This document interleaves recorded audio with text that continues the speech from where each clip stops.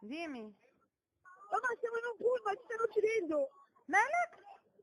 Ci stanno uccidendo, c'è la ci stanno portando in un posto sconosciuto, non sappiamo dove ci portano! È la drammatica telefonata alla mamma di uno degli studenti a bordo dello scuolabus al momento del dirottamento. Lo stesso ragazzino poco dopo chiama il 112, angosciante il suo racconto di quanto sta accadendo. Il prof è davanti, è tipo in ostaggio. Ma chi è che vi sta tenendo in ostaggio? Il guidatore ha un coltello in mano, veloce, c'è per terra della benzina, non riusciamo più. Mi servono altre indicazioni. Certo signore, però la prego, chiama qualcuno, non è un film questo. Sì, stai tranquillo.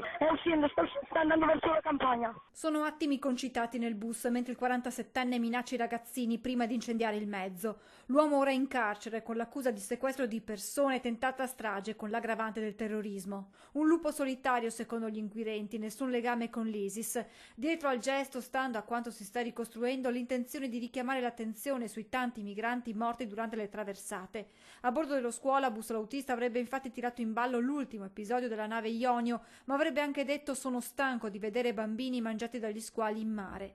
Si è sfiorata la strage a Milano e la vicenda alza la tensione e ripropone il rischio terrorismo anche in Italia. È un caso isolato, non rappresentano i immigrati di origine musulmana, quindi dobbiamo lavorare molto sul dialogo, su come dobbiamo camminare insieme. Dialogare andando nella stessa direzione, secondo Kezraji, la parola d'ordine in un momento delicato come questo. Da una parte e dall'altra parte ci sono persone che in qualche modo vogliono lavorare per creare questo conflitto, questa lontananza, e noi dobbiamo stare molto attenti. La comunità musulmana è sempre pronta a collaborare con le forze dell'ordine, aggiunge poi Kezraji. I nostri figli frequentano le scuole, siamo a 360 gradi spalmati sulla società italiana, e quindi io vedo che tocca l'Italia, tocca a noi.